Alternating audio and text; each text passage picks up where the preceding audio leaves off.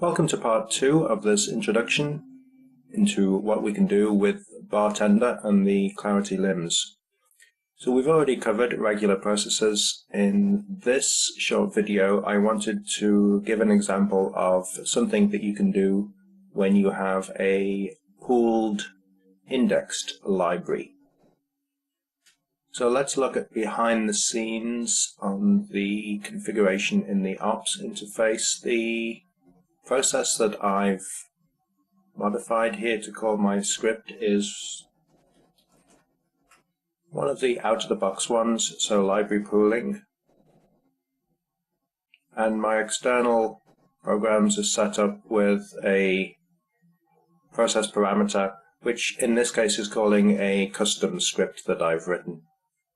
So you could use the generic mechanism that we looked at in part 1, but in this case I wanted to show something just a little bit different, which allow you to add some perhaps custom logic.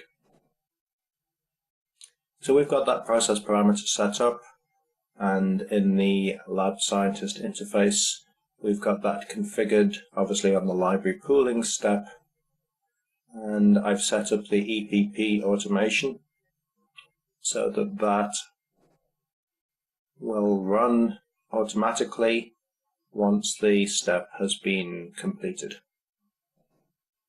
So now I'll pause this and I will get my samples ready. I'll run them through the indexing step, and then I'll show you what the library pooling looks like and the result of that custom script.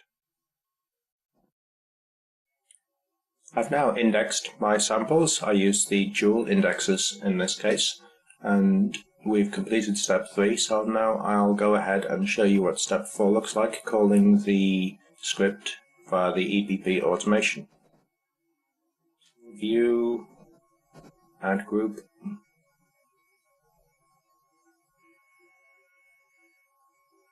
We're going to put them into a tube.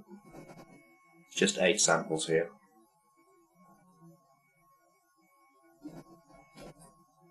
Select them all.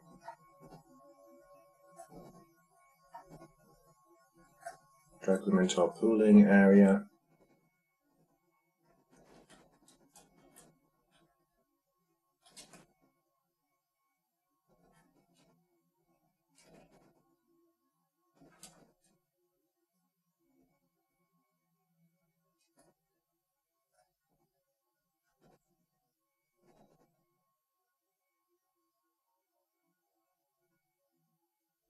So the next steps.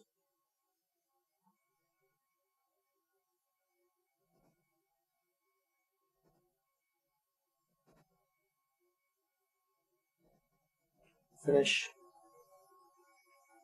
Script launches.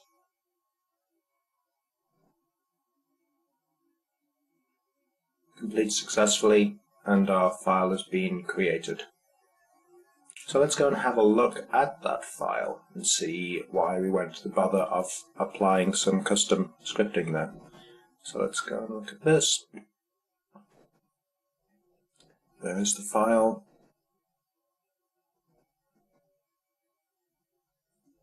Just move this over so that you can see it. So we've got a similar set of columns here, slightly different, but we've got the name of the pool, when you saw me name that, so that's worked.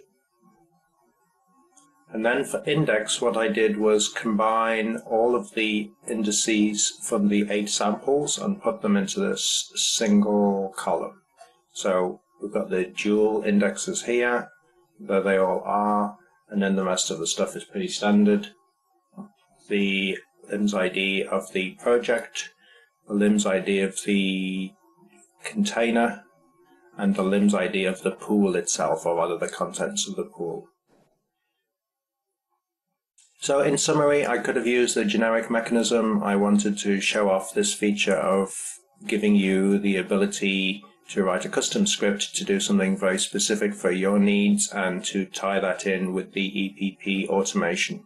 So I hope that's helped you see kind of how relatively easy it is to hook these things up into the LIMS and make it seamless and transparent for your users to have the files produced and sent off to the Share for BarTender commander, and so that the labels are produced without the lab technicians having to carry out any additional work or any additional steps in the LIMS. Thank you.